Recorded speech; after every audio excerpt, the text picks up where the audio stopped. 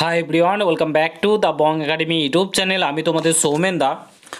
তো বন্ধুরা, WBP OBC case নিয়ে আবারও সমস্যা তৈরি হয়েছে।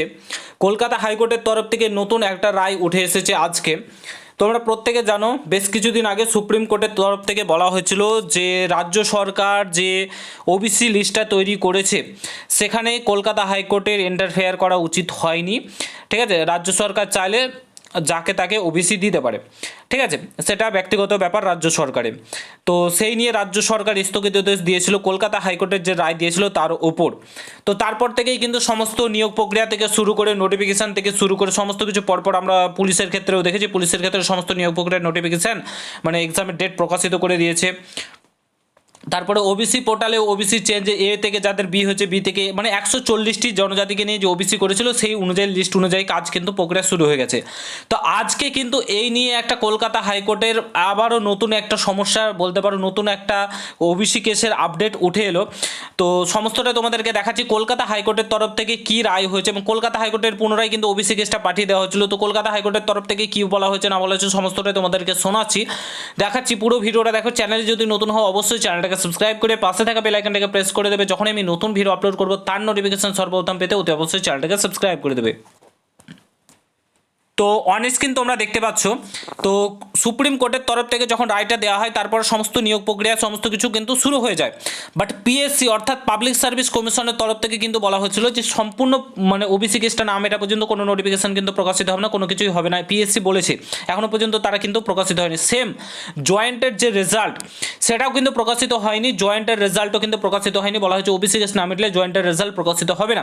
তার জন্য কিন্তু কলকাতা হাইকোর্টে এই নিয়ে কেস করা হয়েছিল। তো কেসের আজকে কিন্তু এই নিয়ে হেয়ারিং হয়েছে। তো কি বলেছে দেখো, জয়েন্টের রেজাল্ট নিয়ে 7% সংরক্ষণ নীতি মেনেই ফল প্রকাশের নির্দেশ কলকাতা হাইকোর্টের। 7% সংরক্ষণের নীতি যেটা ছিল বর্তমানে 17% করা হয়েছে, আই থিঙ্ক 17%, হ্যাঁ 17% আমার যতদূর মনে হয়।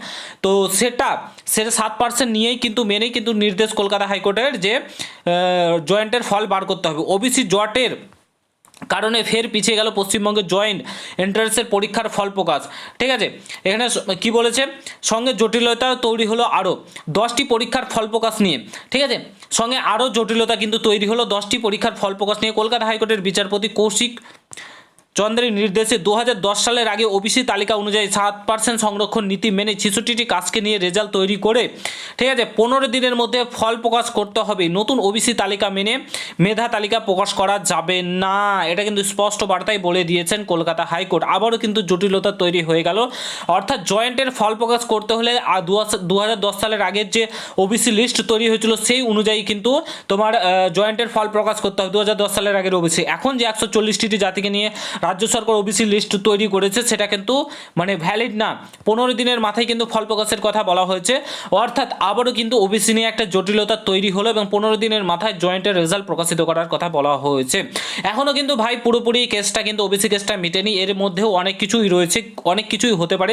কলকাতা হাইকোর্টে কিন্তু সুপ্রিম কোর্ট কেসটা ঠেলেছে এবং কলকাতা হাইকোর্টকে 3 মাসের মধ্যে সমস্ত কিছু তোমার মিটিয়ে দেওয়ার কথা বলেছে। এবার কলকাতা হাইকোর্ট কী করবে না করবে, এবার কলকাতা হাইকোর্ট যে জিনিসটা দেখতে পাচ্ছি সেটা হচ্ছে 7% সংরক্ষণ নীতি মেনেই কিন্তু কাজ করতে বলছে, যেমনটা আমরা দেখতে পাচ্ছি।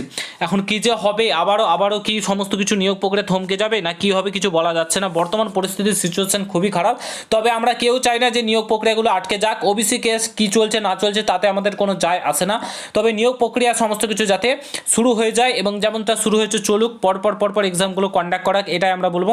এবং PSC public service commission of West Bengal যাতে নিয়োগ প্রক্রিয়ার যে নোটিফিকেশনগুলো পেন্ডিং পড়ে রয়েছে, যেগুলো শর্ট নোটিফিকেশন প্রকাশিতগুলো সেগুলো কিন্তু প্রকাশিত করে দেওয়া উচিত। কারণ সমস্ত ডাব্লিউবি পিআরবি বোর্ড থেকে শুরু করে সমস্ত বোর্ড কিন্তু নিয়োগ প্রক্রিয়া করছে, অর্থাৎ তোমার পিএসসি বোর্ডকেও করা উচিত বলে আমি মনে করি। এই নিয়ে তোমাদের মতামত কি অবশ্যই ভিডিওর কমেন্ট বক্সে জানাও। যদি ভিডিওটা ভালো লাগে অবশ্যই শেয়ার করে, চ্যানেলে নতুন হলে অবশ্যই সাবস্ক্রাইব করে যাও। দেখা হচ্ছে নতুন ভিডিওর সঙ্গে। ভালো থেকো, সুস্থ থেকো, গুড বাই, জয় হিন্দ, বন্দে মাতরম।